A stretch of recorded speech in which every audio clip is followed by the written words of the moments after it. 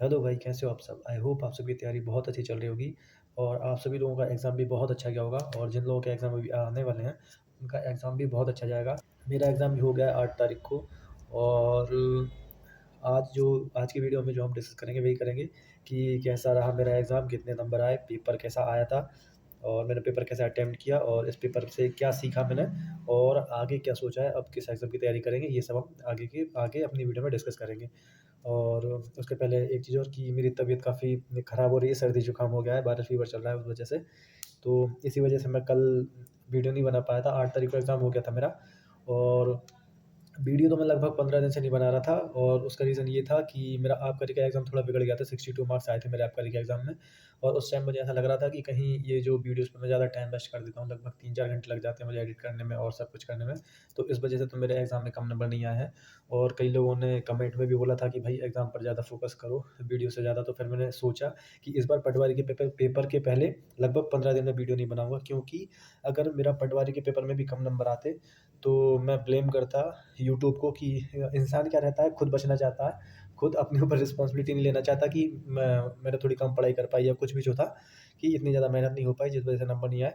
इंसान क्या करता है कि बहाने ढूँढता है कि किसी और पर ब्लेम डाल दूँ कि इसकी वजह से कम नंबर आ गए या पेपर बहुत कठिन था, आउट ऑफ सिलेबस आ गया था, हमारी शिफ्ट कठिन थी, ये सब। तो बस मैं यही चाहता था कि ऐसा ना हो कि अगर मेरे एग्ज़ाम में थोड़े भी कम नंबर आए तो मैं अपने यूट्यूब चैनल को ब्लेम करने लगूँ कि मैं इस पे ज़्यादा टाइम दे रहा था इसलिए मेरा पेपर खराब गया। और वैसे ईमानदारी से बताऊँ तो उस टाइम पे मेरी पढ़ाई ज़्यादा ही हो रही थी जब मैं रोज़ वीडियोज़ बनाता था।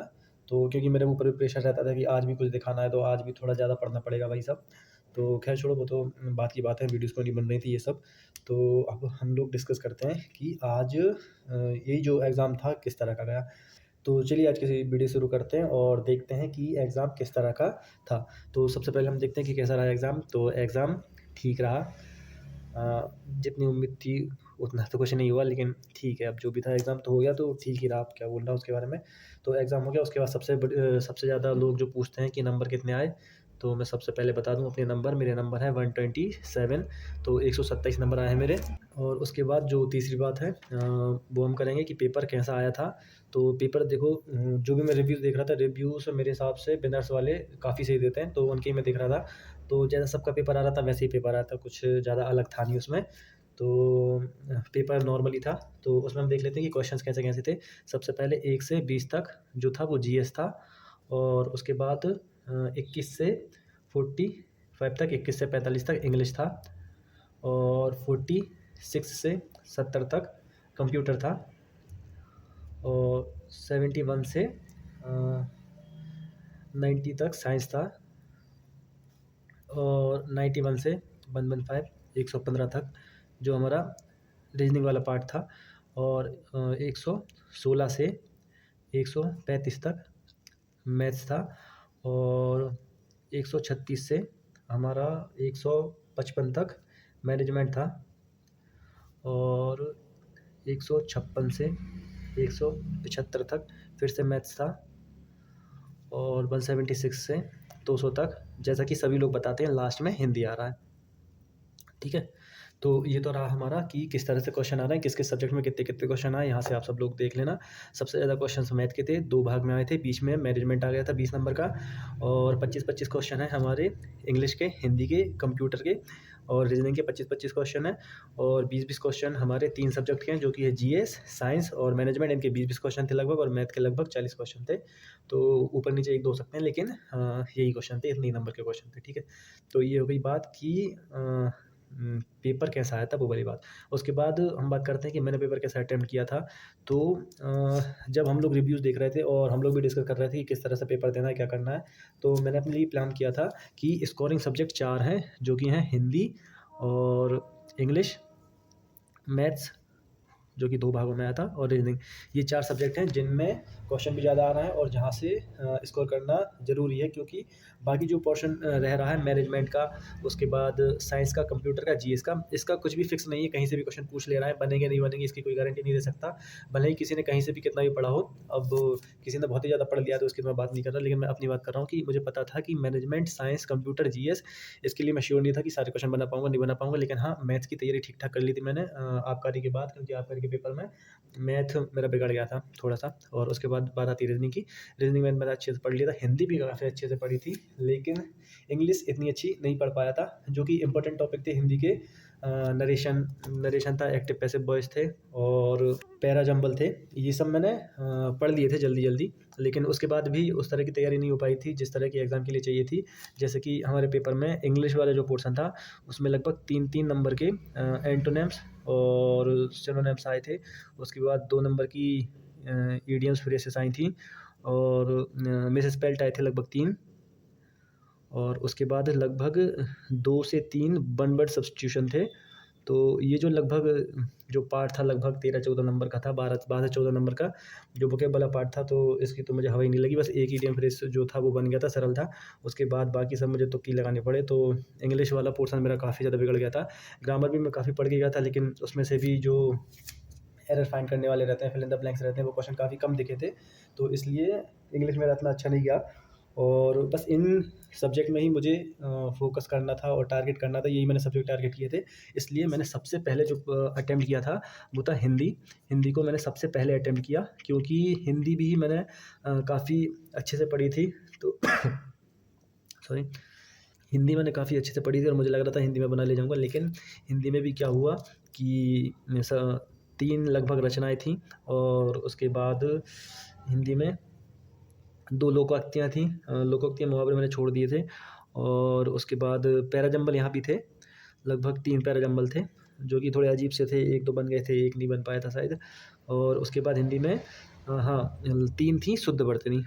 तो शुद्ध वर्तनी वाले भी क्वेश्चन भी बहुत कन्फ्यूज़िंग थे, समझ नहीं आ रहे थे, तो ये भी नहीं बन पाए थे। इसलिए जो 2 मेन सब्जेक्ट थे जो मैंने टारगेट किए थे कि इनमें काफ़ी अच्छे स्कोर करना है, तो यहाँ मैं थोड़ा-सा चूक गया। सॉरी, यहाँ मैं अच्छा परफ़ॉर्म नहीं कर पाया थोड़ा मेरी उम्मीद के मुताबिक, इसलिए यहाँ पे नंबर कम हो गए। और बाकी जो मैथ की बात थी, तो मैथ से लगभग 40 क्वेश्चन थे। 40 में से मैंने लगभग 5 क्वेश्चन ऐसे थे जो मार्क फॉर रिव्यू करके रखे थे, जो मुझसे नहीं बने थे। और उसके बाद जब मेरे पास लास्ट में टाइम बच गया था, जब मैंने लास्ट में मैथ अटेम्प्ट की थी, तो इसमें से भी लगभग 3 क्वेश्चन मैंने कर दिए थे और 2 क्वेश्चन मुझे तुक्के मारने पड़े थे। तो मुझे ऐसा लग रहा था कि 2 क्वेश्चन मेरे गलत होंगे और उसके बाद 3 क्वेश्चन और गलत मान लो, तो मैथ में लगभग 35 क्वेश्चंस मैंने सही कर दिए थे। उसके बाद बात आती है रीज़निंग की। रीज़निंग में 25 क्वेश्चन थे, जिसमें से 2 क्वेश्चन मुझसे नहीं बन रहे थे। तो उसमें एक तो इस तरह से था कि कोडिंग डिकोडिंग थी, जो कि बन ही नहीं रही थी, काफ़ी कठिन लग रही थी। और एक और क्वेश्चन था जो मुझे याद नहीं, वो नहीं बना था। तो लगभग 23 क्वेश्चन मुझसे बन गए थे रीज़निंग के और बाकी 2 तुक्के मारे थे। तो रीज़निंग में भी 22 नंबर आ गए होंगे मेरे हिसाब से। रीज़निंग में ठीक गया था, लेकिन मैथ और रीज़निंग मैथ मेरा अच्छा गया था, लेकिन हिंदी और इंग्लिश, जो कि मुझे टारगेट करने थे, ये 4 सब्जेक्ट, ये 2 सब्जेक्ट मेरे बिगड़ गए थे, मेरी उम्मीद के मुताबिक नहीं गए थे। इसलिए नंबर भी मेरे जितने मुझे उम्मीद थी, उतने नहीं आए। तो अब बात करते हैं सीक्वेंस की, मैंने किस तरह से पेपर अटेम्प्ट किया था। सबसे पहले मैंने हिंदी ख़त्म की थी। हिंदी के बाद सेकंड नंबर पे मैंने इंग्लिश अटेम्प्ट की थी और इंग्लिश के बाद फिर मैं सीक्वेंस में आ गया था। थर्ड नंबर पे मैंने जीएस अटेम्प्ट किया, फिर फोर्थ नंबर पे कंप्यूटर, फिफ्थ नंबर पे साइंस और सिक्स्थ नंबर पे रीजनिंग और उसके बाद सेवन्थ नंबर पे मैनेजमेंट करने के बाद लास्ट में मैंने मैथ अटेम्प्ट किया था, जो कि 8th नंबर पर किया था। तो इस तरह से मैंने क्वेश्चन अटेम्प्ट किया था और मुझे पता था कि अधिकतर लोगों का टाइम कम पड़ रहा है। इसलिए मैंने रीजनिंग में और मैथ में काफ़ी जल्दी-जल्दी क्वेश्चन सॉल्व किए थे। ये ध्यान में रखते हुए कि मुझे टाइम कम ना पड़े, क्योंकि आबकारी के पेपर में भी मुझे फिर से दोबारा से पूरा पेपर देखने का टाइम नहीं मिल पाया था। जो क्वेश्चन मैंने मार्क फॉर रिव्यू कर रखे थे, उन्हें भी मैं दोबारा देख नहीं पाया था। इसलिए मैंने इस बार क्वेश्चन काफ़ी जल्दी-जल्दी अटेम्प्ट किए थे और मेरे पास लगभग 15 से 20 मिनट बच गए थे जब मैं सारा पेपर अटेम्प्ट कर चुका था। और उसके बाद लगभग 10 मिनट में मैंने, जो कि मार्क फॉर रिव्यू वाले मेरे क्वेश्चन थे मैथ के 5, इनको अटेम्प्ट किया था, जिसमें से मेरे 3 बन गए थे और बाकी के जो मेरे 10 मिनट बच रहे थे, उसमें मैंने शुरू से जीएस, इंग्लिश, कंप्यूटर साइंस, यहाँ तक के लगभग क्वेश्चंस और रीजनिंग तक के भी मान लो फिर से एक बार देख लिए थे। हिंदी में दोबारा मैनेजमेंट दोबारा नहीं देख पाया था। यहाँ तक के क्वेश्चन मैंने दोबारा देख लिए थे कि कोई क्वेश्चन अगर मुझे लग रहा है कि उसका आंसर चेंज करना चाहिए, तो ऐसा मैंने कर लिया था, फिर से देख लिया था। और बात आती है तो जीएस की, जीएस में एमपी जीके बिल्कुल नहीं आई थी और पॉलिटी का एक क्वेश्चन था बस। हिस्ट्री के 3-4 क्वेश्चन थे, करंट अफेयर्स के क्वेश्चन थे 3-4 और उसके बाद थोड़े स्टैटिक थे और उसके बाद कुछ क्वेश्चंस थोड़े से जो सन वाले क्वेश्चंस रहते हैं ना, जिनमें वो सन पूछ लेते हैं कि इसकी स्थापना किस सन में हुई, इसकी स्थापना किस सन में हुई, वो वाले क्वेश्चंस काफ़ी ज़्यादा दिक्कत दे जाते हैं, वो याद नहीं रहते हैं, वो नहीं बनते हैं। उसके बाद बात आती है साइंस की।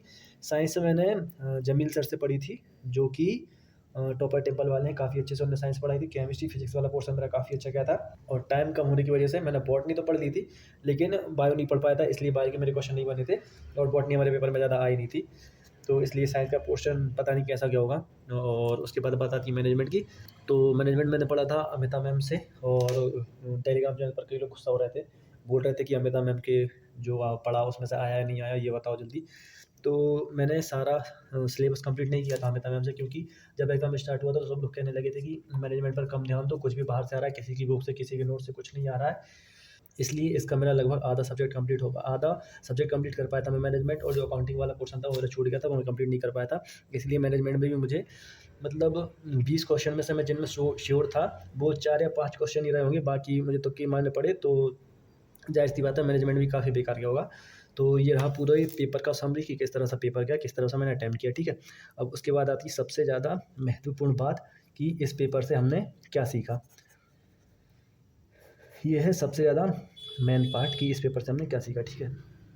तो सबसे पहली बात मैंने जो सीखी वो थी ये, लास्ट मोमेंट तक सिलेबस कंप्लीट नहीं होगा, और लास्ट मोमेंट तक हम सिलेबस कंप्लीट करते रहेंगे तो पेपर में स्कोर नहीं कर पाएंगे, सीधी सी बात है। और सिर्फ सिलेबस कंप्लीट करके ही पेपर देने जाएंगे तो भी उतने नंबर नहीं आ पाएंगे। तो इस पेपर से सबसे पहली बात मैंने ये सीखी कि हर सब्जेक्ट, जो भी सब्जेक्ट आने वाले एग्जाम्स में आने वाला है, उनके लिए हमें अच्छे से जो भी बुक्स हैं उनकी एमसीक्यू ज़रूर ही करने पड़ेंगे, क्योंकि इस बार मैं मैथ्स रीजनिंग की तो प्रैक्टिस कर रहा था, इंग्लिश की बिल्कुल प्रैक्टिस नहीं कर पाया। हिंदी के बस मैंने कुछ ही पोर्शन का प्रैक्टिस कर पाया था, सारे का नहीं कर पाया। अब हिंदी में क्या था, हिंदी में जो पोर्शन थे वर्ण वाला था, संधि थी, समास थी, और उपसर्ग, प्रत्यय, तत्सम, तद्भव, रस, छंद, ये सब। इनमें से आधे के तो मैंने एमसीक्यू पर प्रैक्टिस कर ली थी, लेकिन जितने भी अभी मैंने टॉपिक बोले उनसे एक भी क्वेश्चन नहीं आया था। एक क्वेश्चन आप बोल सकते हो संधि से आया था, जो कि इस तरह से था कि श, ई, का, श और छा, आ, मतलब इस तरह से जोड़ना था। शिक्षा को उन्होंने तोड़ के रखा था कि ये क्या होगा, तो उसको आप संधि में ले सकते हैं कि वो संधि का क्वेश्चन था। बाकी संधि, समास, तत्सम, तद्भव, उपसर्ग, प्रत्यय, रस, छंद, इनसे और जो कोई भी क्वेश्चन नहीं आया था। तो हिंदी काफ़ी इसीलिए मेरा बिगड़ गया, मैंने काफ़ी अच्छे से पढ़ी थी हिंदी। तो ये सबसे पहली बात जो हमने सीखी कि अगर आपके एक तो सब्जेक्ट भी छूट रहे हैं ना, जैसे मेरा इंग्लिश छूट गया था इसमें, और जो बाकी सब्जेक्ट थे वो भी छूट गए थे, जीएस छूट रहा था, कंप्यूटर मैंने काफ़ी अच्छे से पढ़ा था, लेकिन सीधी सी बात है कुछ अलग ही आ रहा था, बाहर से आ रहा था, तो लगभग किसी से नहीं बन रहा था। तो ठीक है, और साइंस भी थोड़ा हो गया था मेरा, जीएस छूट रहा था, इंग्लिश छूट रहा था, मैनेजमेंट आधा हो गया था, तो इतना सिलेबस छूट गया था। तो सीधी सी बात है, सिलेबस कंप्लीट किए बिना, और या तो यूँ कहें कि सिलेबस कंप्लीट करके रिवीजन करके एमसीक्यू प्रैक्टिस किए बिना पेपर में नंबर नहीं आएंगे। ये दो चीज़ मैंने जो कि इस पेपर में सीखी हैं। तो बस यही थी जो हमारी बहुत ज़्यादा महत्वपूर्ण सीख थी इस पेपर की, कि अगला जो भी एग्ज़ाम हमारा आने वाला है, जो कि आगे हमने क्या सोचा है। जिस तरह से जो हमारे अखंडानंद त्रिपाठी रहते हैं, मुन्ना भैया से पूछते हैं कि आगे का क्या सोचा है, तो वही है कि अभी इमीडिएटली तो नहीं सोचा है, लेकिन सोचेंगे। मतलब हाँ, सोच लिया है कि आगे कौन से एग्ज़ाम की तैयारी करनी है। तो एमपीपीएससी आ रहा है अभी हमारा 21 मई को, उसके बाद जेल प्रहरी है, जेल प्रहरी पे तो मैं ज़्यादा ध्यान नहीं दूंगा, उसकी तैयारी भी नहीं करूँगा, और मेन टारगेट रहेगा एसआई और एमपीपीएससी।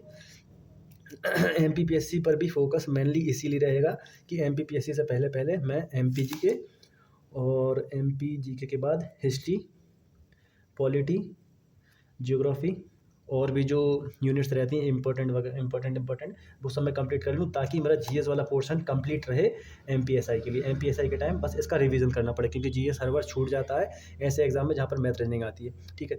तो इसलिए एमपीपीएससी के पहले पहले मेरा फोकस रहेगा।